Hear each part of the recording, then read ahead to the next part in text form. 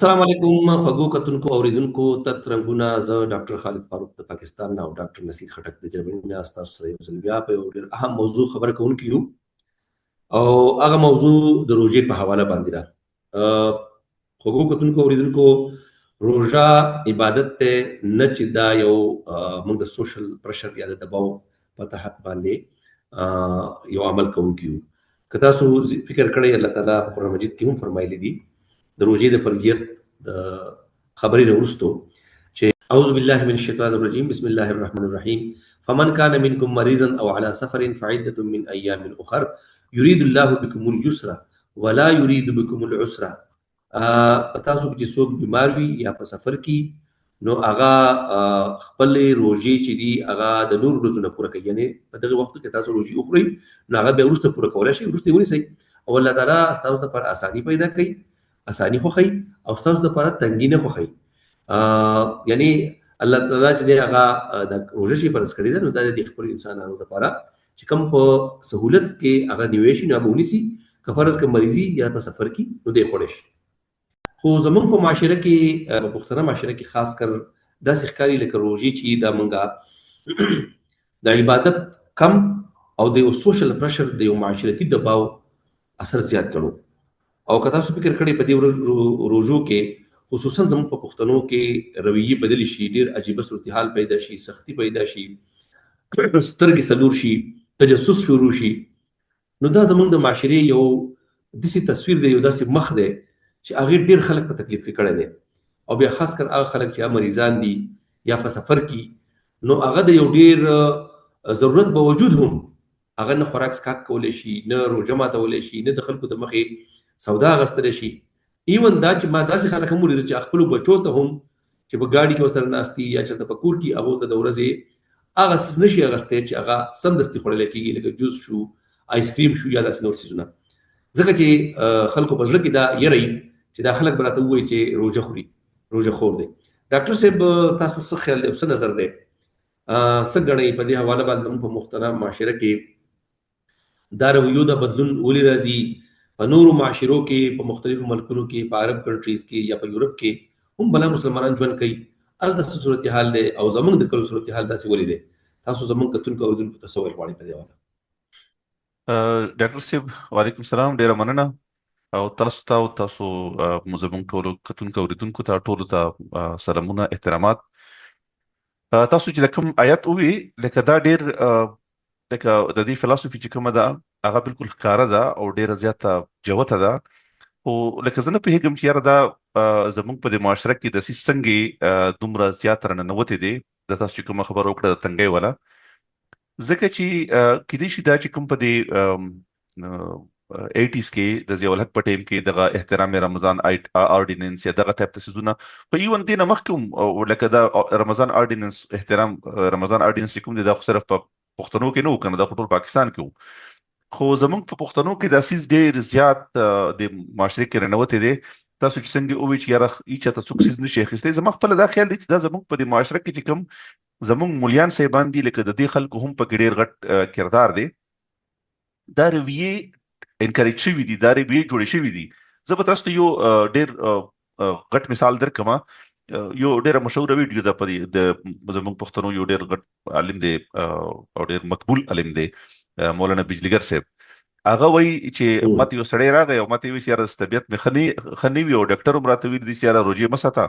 خو زموږ خلک چونکې بیا دا لکه زموږ نفسیاتي غوندې مسله وي، خلک وایي که ملا راته ووایي چې یاره خیر دی نو چونکې ملا خو مونږ د خدای وکیل په توګه باندې خلک یې لکه احترام کوي. نو هغه وایي چې ما هغه ته دا خبره وکړه چې پاسه زر د جومات نه وځه کني په دې غبرګو در باندې خېږم. دا د هغه الفاظ دي، یعنی په دواړو خپو در باندې خېږم، په دواړو خپو در باندې خېږم. مطلب دا دی چې یو سړی راغلی دی هغه دا تپوس کوي چې یاره زه بیمار یم، لکه ما ته دا آیت ترجمه راته او دا آیت تفسیر راته هغې په رڼا کې ما ته حکم وښیه د خدای او ته ورته وایي زه در باندې په غبرګو خېږم. نو د دې مطلب دا دی چې ګوره هغه د آیت فمن شهد منکم الشهر فلیصم دا پاټ خو مني، خو ومن کان مریضا او علی سفر فعدة من ایام اخر دې نه انکار کوي. زما مرض به مولا ته څنګه معلومیږي؟ زما مرض به ما ته معلوم وي. بالکل بیا دا خو ډېر هغه شخصي حریم پرایویسي چې کوم ته وایي د هغې خبره ده زه مې وی چې خپل مرض مولا ته ویلم نه غواړم. دا زما شخصي کیسه ده. دا لکه زه کېدای شي داسې مرض زما وي چې هغه زه چا سره ډسکس کول نه غواړم، چاته ویل نه غواړم. خدای وایي چې زه تاسو ته ما اراده ده چې تاسو ته ستړي پیدا شي. زه په تاسو باندې سختي کول، تاسو ته تنګي راوستل نه غواړم. نو او لکه خدای خلکو ته اساني ورکي او مولانا صاحب چې کوم دی هغه په سختۍ لګیا دي. زه تاسو ته ډاکټر صاحب یو بل دې سره زما خپل یو ذاتي مشاهده درته وایم. دا به داسې یو 12 کاله وړاندې خبره وي. روجې هغه ټیم کې یا په ګرمۍ کې ورسې مې جون کې په روجې وي. نو زه کوهاټ کې ما یو چکر اتلم، نو ما الته یو سچويشن ولیدو چې پولیس ولا او خلک او یو سړی راي سر کړي او چاینیز وو چې چرته دا ګیس میس یا کمپنۍ کې وکړ کو. نو هغه سکریم خړل، نو چا په خختو وشتو او چا چې په کانو وشتو او چا لته باندې وو پولیس ولا لګیو خلاصو وي ته ګاډي د په زور راوستو تی چې لکه تاسو مو کې څه لنجوا هغه سکریم خړل. هغه غریب ته دا پته نه لګیږي چې خلک ما ولي وهي، لکه ما څه ګناه وکړه. لکه اوس لکه ستا روجه ته نو ته خپل روجه په نور خلکو مخ خرڅوه کنه. خدای پاک خدا وایي الصوم لي وانا اجزي به، وانا اجزي به. دا حدیث قدسی دی. روجه زما لپاره دی او لکه بس تا روجه ونی ولا ستا روجه ونی ولا ساتي سره څه کار دي چې لکه ته اوس نور خلکو باندې به خپل حکم چې کوم دی کنه هغه بالکل مسلط کوي. نو دا رویه زمونږ اورال دا جوړې کړې شوې دي. دا زمونږ مليانو صاحبانو نه معذرت سره د هغو ډېر په دې باندې خواري کړې ده، ډېر محنت یې پې کړی دی. چونکې دا کیسې چې کوم کله وي که نه، نو دې سره د مليانو صاحبانو به دوکان ډېر ښه چلېږي، لکه هغو مارکیټ کې ځای وي. نو ادروایز خو به مارکیټ کې ځای ختم کېږي که خلکو دا خپله ډیسیژن شروع کړل چې او بالکل زه بیمار یم نو مولا ته د تلو څه ضرورت دی. لکه زه هم لکه ما خپله دا عقیده ده او زه دا وایم چې ما ته دا پته ده چې دې مرض نه ایون که ما ته زکام ولې نه چې ما ته پته چې دې زما د ورځ ډېره سخته تېرېږي، زه دا نشم ساتلی روژه. زما ټوله ورځ کفنګ راځي، ما ټوله ورځ ټوخی راځي، هغې نه زما پختۍ خوږېږي، لکه ما تکلیف دی. نو زه به ورې روژه خدای وایي خدای خو دا نه دي پکې ویلي که نه چې تاسو په پلانکي مرض کې به یې ساتئ او پلانکي کې به یې نه ساتئ. خدای پکې وایي چې مرض د دې نو تکلیف یې درته مه ساته، ته مریض یې او اته ورځې بیا وروسته پوره کړه. اوس دا مرض به مولانا صاحب ډیسایډ کوي. نه کنه دا دغه اختیار نه دی، دا اختیار نه دی کنه. خدای اختیار کې ولې ګوتې وي؟ دا خو هر سړی په خپله په دې خبره پوهېږي زه څومره بیمار یم، ما ته څومره ضرورت دی، ما ته څومره ضرورت دی. بالکل انسان ته پته لګي. اوس که یو سړی خدای سره دوکه کوي که نه، اوس که یو سړی خدای سره دوکه کول هغه د خدای مسله ده، هغه د خدای او د هغه مسله ده. لکه دې خو بل څوک زه او زما او ستا اختیار پکې نشته، بل چا اختیار مولا اختیار پکې نشته. ډاکټر صاحب بل ځای الله پاک قرآن مجید کې فرمایي که نه، د عربي متن ما ته ایگزیکټ یاد نه چې اگر چې د هغې کانټیکسټ چې دی هغه لږ بدل دی، خو هر یو نفس چې دی هغه په خپل ځان باندې ډېر ښه کتونکی دی، علی نفسه بصیره. هر سړی په خپل نفس باندې ډېر ښه کتونکی دی، ښه لیدونکی دی د خپل نفس، او د خپل ځان ښه پته لګي چې دا په څونه ګناه کې ما په کم ثواب کې ما کم کار ماله پکار دی کم نه دی پکار. دې مطلب دا دی چې هر سړی په خپله ښه پوهېږي چې هغه د خپل زمین مطابق هغه خپله فیصله د ګناه او د ثواب په باره کې وکړي. که فرض کا په معاشره کې عبادات د دکاوي دپاره د سماجي نمایش دپاره یو سړي کړي، خو هغه ته به د هغې الله ورسره خپل پوهېږي. او که دی واقعي د روحانیت دپاره او د هغې چې کوم اصلي روح دی د الله د رضا لپاره، خاص کر روژه چې کوم ده د بنیت او د تقوا مولانا صاحب خو وایي چې شر ظاهر ګوري. اوس وجې شونډې ورته وښیو، لکه ملا ته خو وجې شونډې نشي ښودی که نه چې لکه بهی زما روژه ده. بالکل. نو بل په معاشره کې اوس هر سړی ډاکټر صاحب بله مسله زموږ د معاشرې دا ده پښتنې چې ملا خو بیا هم یو ځای کې په جومات کې ناست دی، خو هر سړی مولا جوړ شوی دی. نه ما ته وایي د خلکو دا رویې سړی مولا دی، د خلکو دا ډاکټر صاحب د خلکو دا رویې چې کومې دي دا انکریج شوي دي، دا خلکو ته ویل شوي دغه صحیح طریقه کار دی، دغه صحیح طرز عمل دی، لکه دا ښکلې طریقه ده. نو خلک دې وجې نه که خلک مونږ ډسکریج کړو چې دا کار مه کوئ، خپله روژه ساتئ، بل چا سره مو کار نشته. اصل کې زمونږ په معاشره کې ډاکټر صاحب بس تاسو خبره ده مولا دې خفه کېږي نه، مولا محترم ده زمونږ محترم دی، خو لکه د ده له وجې نه کیسه ډېره ورانه ده. یو خو دا چې دی د کتاب مطلب په بعضې ایتونو عمل کوي او په بعضو باندې نه کوي. اگر چې دا ډېر خطرناک آیات دی په دې باره کې چې د یهودو د عیسایانو چې د کتاب په صحیح څه باندې عمل کوي بس نه کوي. موږ د دې لپاره دا خبره خو خیر نه کوو، موږ زموږ علم مدینه کم دی، خو لکه دا خو هم نشم ویلی چې کم دی، ځکه چې د ملا علم اکثر ډېر کمزوری، خو ملا دومره عجیبه تاثر خور کړی دی په معاشره کې چې هغه لکه د دین چې کوم حدود دی، الله چې کوم حدود مقرر کړي د هغې نه کوسو دور ډېر لرې هغه خپل حد یې ښودلی خپل حد یې ښودلی ډاکټر د صاحب دې حد نه ته اوړي نو دا حرامېږي دا زه په دې کې تاسو ته یو ضمني خبره وکړم کنه چې لکه د مایندز یا د ذهنونه چې کوم دي دا څنګه جوړیږي. ګوره زموږ په معاشره کې یو تصور دی د بلا یو تصور مولانا صاحب جوړ کړی شیشه کا دا څو ورځې نه زه په سوشل میډیا باندې ګورم په خبر کې یو قبرستان دی د رشید ګړی هغه او دا یوسف جان لاله او فلانه او ډینګډي او دا ټول روان دي سوشل میډیا ولا خلک. اوس هغه کې ما یو سړی اوریدو کنه ما سړی راخنده ورته راغله هغه وایي چې یاره دا خو د پولیس کار نه دی دا د پولیس کار نه دی دا د عالمانو کار دی. نو اوس عالمانو کار دی نو وایي موږ عالم ته لاړو عالم راته څه ووایي. اوس ګوره مولانا صاحب داسې نه وایي چې ګوره دا څیز چې دی که نه ورکه وایي نشته داسې څیز که نه دا هېڅ وجود نه لري. مولانا صاحب ورته وایي دا په چیله کې ده او دا چیله یا پخه کړې نه ده چیله روانه ده پروسس کې ده د شیشه کې چیله روانه ده که چیله یې پوره کړه درنه به دا ډېره خطرناک شي. دا به اوس ونیسئ لکه د ده ډېر تجربه یې که نه د ایکسپریمنټس به کړي دا به ونیسئ او ویښتونه به یې ونیسئ او بیا به یې نوکونه ترې کټ کړئ او بیا به یې ولمبوئ او بیا دې نه نارمل ښځه جوړه شي.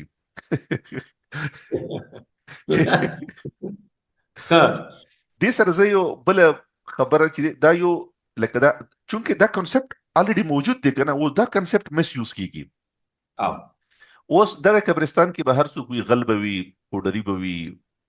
ډاکو به وي هر څوک چې وي هغې ځان نه شیشه جوړه کړې ده چې په دې لاره به بیا خلک نه راځي او که چېرته یو نیم پرې راځي نو بیا به هغه لوټل اسان وي که نه لکه دا ټایپ ته څیزونه خلک کوي.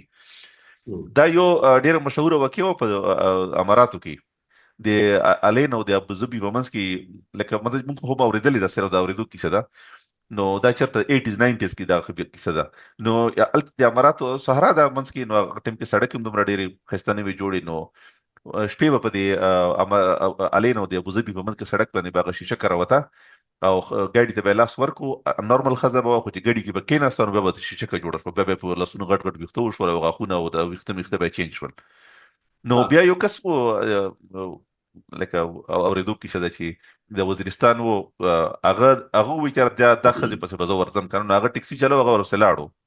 نو هغه راووته چې هغه راووته نو هغه چې چېرته هغې ورته های هو وکړل او څیزونه میزونه یې واچول نو سړي ټکسي ورته ودرول او راونیوه چې راونیوه چې لاس ورسره واچول چې وهل ټکول وشول نو هغه سړی و او د سوډانۍ و شیشه که نه وه دا زموږ په معاشره کې هم شیشهګان ګرځي. نو دا بنیادي طور باندې خو اوس دا کنسپټ چېرته نه راغی کنسپټ راغی مولانا صاحب ورکو بالکل اوس بلاګانې دي لکه هغه دا نه وایي چې لکه نشته چې نشته ووایي به خو څوک تعویض نه کوي به خو دم نه کوي او دا به ختم شي دا کیسې. زموږ خو دغه هم یو غټ مارکیټ دی که نه تعویض او دم خو ځان ډېر لوی مارکیټ دی ډېر لوی روپو غټو بلین روپو مارکیټ دی دا زموږ په معاشره کې. نو لکه دا شیشه کې ډاکټر صاحب ګوره ډېره زه درته یو ښایسته کیسه وکړم که نه زه چې کله پي ایچ ډي دوران کوم دلته کې یو ښځه وه اوس خو هغه خیر ګټه پروفیسر ده د اسلامک سټډیز هغې به د قرآن هر ټایم ځان سره ګرځو کرسچیانه ده اسلامک سټډیز وې نو هغې ما ته یې وي چې یاره زه یو څیز تا نه تپوس کوم چې د جنات څه شی وي که نه نو ما ورته دا چې کوم مونږ د څیز څنګه لکه ډیفاین کوو هغسې ورته ما ووي نو ما ته وي دا صرف د جنت د مسلمانانو ملکونو کې اوسېږي وایي یورپ کې خو مونږ جنت چېرته نه ولیدل دا وایي دا مونږ په ځان راپار کړي دي. نو هغې ما ته وایي د ګوسټ کنسپټ دی خو د ګوسټ کنسپټ کوم دی که نه لکه دا خو فیک کنسپټ دی که نه نه جنات خو ګوره په قرآن کې خو د دې کولاو دغه چې وما خلقت الجن والانس الا ليعبدون جنات شته خو لکه هغه دا کوم تصور چې د کوم تصور چې زمونږ جوړ دی د کوم تصور چې زمونږ جوړ دی که نه دې باره کې او هغه نشته هغه څیز. نو بهرحال لکه دا بیا موږ واپس د روژې د ټاپک ته راځو دا موږ په بل طرف باندې یو په اړه موږ خبره کوله ډاکټر صاحب موږ ډېره خبره دا وشوه چې یو خو زموږ رویې عجیبه شي خاص کر په پښتنه معاشره کې او موږ خپل روژه په نورو خلکو باندې خرڅو خپل روژه په نورو خلکو باندې منوو او د هغې دپاره موږ تر دې چې موږ ایون داسې کیسونه شته چې موږ تجسس کوو په دوکان کې یو سړی جوس راخلي آیسکریم راخلي په هغې پسې باقاعده خلک شاته رواني چې دا چېرته ګیره شي نه حالانکه په قرآن کې ډېر واضح حکم دی په سورة حجرات کې چې ولا تجسسو حکم دی تجسس به نه کوئ په چا پسې به ورپسې کېږي نه د چا ټوک به نه لګوئ دا ډېر ښکاره احکام دي او دا یوازې په روژه کې نه په هره معامله کې داسې ده. خو زموږ په معاشره کې د بدبختۍ مسله دا ده چې موږ په ډېرو معاملو کې موږ تجسس کوو په خلکو ورپسې کېږو او د خلکو ایون ډیر پرایویسي چې کوم دا هغه پامال کو اکثر. نو دا قسم صورتحال زموږ په معاشره کې عام دی. د دې سره ډاکټر صاحب زموږ په دې باندې درې ځله خبره وکړه. هوسټل لکه زمونږه زه تنده محسوسوم په دې حواله باندې د وینا چې زموږ په معاشره کې په روژه کې هم او په بوزه کې هم زموږ پښتانه چې دي هغه د یو بل د لاس ډېر لوی نقصان خوري. یعنې موږ په خپله ځان ته ډېر غټ نقصان رسوو. موږ ته نه پنجابی سوی، موږ ته نه بلوچي سوی، نه موږ ته سندھی سوی، نه امریکندی راځي. زموږ خپل خلک چې دی موږ راپاسو ځان ته نقصان رسوو. دا ډېر د افسوس واقع ده. پرون نابلوز کالام کې یو هلک خپل د ترور زوی وویشته او بیا د هغه سړي هلک پلار د قاتل پلار ته چې پته ولګېده چې زما خوری زما دې زوی ویشتلی دی، نو هغه یې راوسته او د هغې په کور کې خپل زوی وویشته او د هغه یو کور نه دواړه جنازې ووتلې. پرون بله ورځ یعنې یو ورځ مخکې زموږ په دې خوا شاکلو کې یو ماما خپل خوری وویشته او دا ټول د وړې وړې خبرې، د جایداد خبره، د حصې خبره، دغه شانتې په روزمره بنیاد باندې روژه چې شروع شوي موږ په دې باندې درې ځله خبره وکړه چې زموږ داسې عجیبه رویې دي دومره مازغو ته زموږ فوراً داسې زونه خېږي. روژه هم او په بوزه کې هم دا چلي، خو په روژه کې بیا ډېر زیات شي چې د دې ډاکټر صاحب زموږ په معاشره کې پښتانه ولې داسې بدبخته دي چې خپل ځان ته سوال خوري، خپل ځان ته نقصان رسوي. ګوره جي خو هغه رجب علي شاه خټک صاحب په یو ډېره مشهوره کیسه وکړه. هغه وایي چې یاره زه په دې خبره ډېر خفه کېږم چې څوک وایي چې یاره پښتون ډېر بهادر دی که نه، نو وایي لکه دغه سیز چې کوم دی که نه، لکه دې سیز موږ تباه برباد کړو. نو موږ دغه بهادري او دغه سیزې چې یاره موږ ډېر سرتیز یو، لکه دا هم زموږ رویې ډیولپ شوي دي، لکه دا موږ ته بار بار ویلې شوي دي چې دا ډېر ټوپک چې دی دا د پښتنو کالی دی، لکه دا د پښتنو چې کوم دی زیور دی، لکه دا ټایپ ته خبرې کېږي که نه، لکه په میډیا باندې هم کېږي، په تصویرونو کې هم کېږي. نو لکه اوس چې د کوم کام ټوپک زیور وي نو هغه خو بیا دغه کار به کېږي. ټوپک باندې خو لکه نه لیکل کېږي، ټوپک باندې خو نه بل څه کاروبار کېږي، ټوپک باندې دغه کار کېږي چې کوم پښتانه پې کوي. لکه مطلب چې لکه دا موږ پښتانه ډېر خلک په فخر سره وایي، لکه دا هېڅ د فخر کیسه نه ده چې ټوپک زموږ زیور دی. لکه ټوپک زموږ زیور نه دی، پښتنو زیور نه دی په کار، او که وایي هم نو لکه ریفیوز کول پکار دي چې لکه نو مور نه. بل دا چې لکه ټوپک خو په نورو قومونو کې هم چې تیاره په دې جرمنیانو کې تاسو چېرته ژوند کوئ، په یورپ کې به هر ځای به موجود دي. نه خو داسې دی که نه چې ګوره چې کوم ځای کې اسلحې وي که نه، ګوره امریکا کې هم دا ټایپ د کارونه ډېر زیات کېږي، لکه دا خلک ویشتلی کېږي. هلته هم د اسلحې قانون چې کوم دی که نه هغه ډېر، چونکې هلته کې شخصي اسلحه چې کوم دي ساتل هغې لایسنسونه ډېر ایزیلي میلوي که نو، دیرفور هلته هم چې کوم دی دغه ټایپ ته قتلونه په دې سکولونو کې ایون ماشومان یو بل اولي. نو دا کېږي چې کوم ځای کې اسلحه دومره په غټ مقدار کې او دومره ایزیلی اکسیسیبل وي نو هلته به دغه ټایپ ته څیزونه چې کوم دی هغه پاسبل وي. زه به تاسو ته یو مثال درکړم. زه چې کله پی ایچ ډي دوران کوم یو ملګري ماته وایي چې یاره ماته یو د جرمنۍ تماچه واله، نو زه یو اصلحې دوکان ته لاړم، نو هغه نه ما لکه دا ډفرنټ اصلحې ورسره وي، نو ما کتې، نو بیا ماته یې ووایي چې یاره دا تماچه څه شي اخلي که نه، لکه څه شي کوم څیز، لکه دا چې کوم تاسو اسلحه لرئ لکه دې باندې څه شي ښکار کول غواړئ که نه، لکه مرغۍ ولې پیکه څه شی ولې چې به زه هغې اکارډنګلي تا ته چې دې سیز درکړم. ورته چې موږ خلک به انسانان وایي، مرغۍ نه وایي. نو زه یې بالکل لاجواب کړم که نه، لکه زه چوپ شوم او داسې شرمنده شوم. ما ویل یاره لکه دا وګوره یار دا چې کوم دی که نه، نو لکه خلک د بده مرغه خپل حفاظت لپاره بیا هم ګرځي، او لکه ډېرې مجبورۍ دي زموږ د معاشرې مجبورۍ دي. لکه زه ډاکټر صاحب تاسو ته ووایم چې زموږ په یو کلي کې یا په یو وړوکي یونین کونسل کې چې سالانه څومره قتلونه کېږي دومره د جرمني په شانتې په ټول ملک کې په کال کې نه کېږي. زموږ په یو یونین کونسل کې چې څومره اکسیډنټ کېږي دومره اکسیډنټ دلته په ټول ملک کې نه کېږي. نو لکه او بیا ګوره دا دې سره هم یو تړلې کیسه ده که نه، موږ ته مولانا صاحب دا هم خبره هم کړې ده چې یاره لکه ستاسو بس چې ټایم پوره شي که نه، او بس بیا هغې بس بیا موږ په دې صبر شو، بیا الله نه مقرره ونه، الله نه مقرره نه وه. دا څیزونه بالکل الله نه دي مقرر. هغه چې کوم دی وایي که نه اذا جاء اجلهم لا یستاخرون، هغې ته اول دی ولکل امة اجل. دا د امت خبره ده، دا د انډیویجوال خبره نه ده. نو بنیادي طور باندې اوس په موږ باندې دا اعتراض شروع شي چې یاره دوی د قرآن آیتونه ولې کوټ کوي که نه. نه قرآن خو د ټولو خلکو لپاره دی، موږ یې کوټ کولی نه. دا خو مولانا صاحب وایي که نه چې دا د قرآنیزم والا خلک دي. دا یو ټرمینالوجي ما دا د افغانستان موجود د افغانستان د موجوده حکمرانانو یو ترجمان نه ما دا خبره اورېده چې دا قرآنیزم ولا خلک یار قرآنیزم خلکو په کار دی یار لږ چې قرآن نو مسله دا چې مولا قرآن نه مني کنه مولا خو بابا مني مشران مني مشران ویلي دي دا خبرې دي بستوري بهر ډاکټر صاحب واپس خپل روجي دغه ته بیا راځو چې زمونږه بنیادي خبره په دې کوله چې په روجو کې زمونږه رویه دومره بدلی شي او موږ خپل روجه په خلکو باندې خرڅو او دا د ښکارا کو چې ګوند کې مر روجه د زما د عبادت په دې وخت باندې حرکت کې ما او دا اهم کار زکم اگر چې ټول عبادت چې هغه انسان او د هغه الله په منځ کې یو راز نیاز دی او د جزا به ورکړي ډاکټر صاحب په مختلفو ملکونو کې روژې مسلمانان موجود دي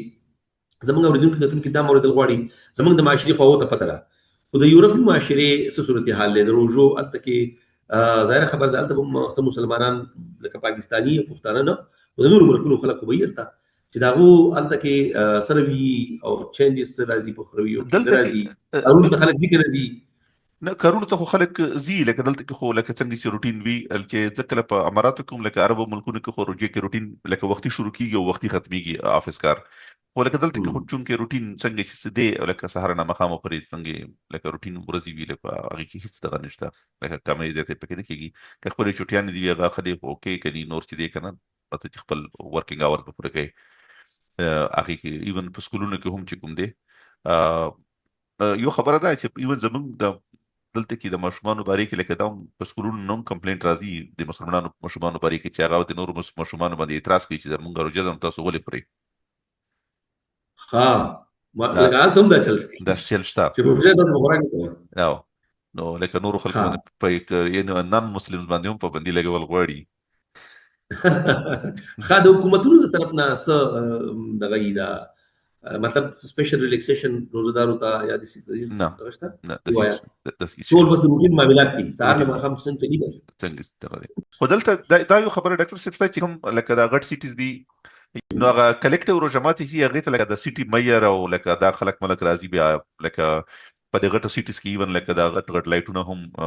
رمضان مبارک ول لګولي او دا ټایپ څیزونه هم کېږي که نه یا د عید اختر خبرې هم بیا لکه ریډیو باندې او په دې څیزونو باندې بیا اختر په ورځ باندې هغه کیسې پیسې کېږي خو بهرحال لکه داسې دی چې لکه دلته خو کار وایي کار دی که نه کار فیسیلیټیشن رول ورکوي نور مطلب لکه داسې کار په خپل روټین کې کوي کار په خپل روټین کې کوي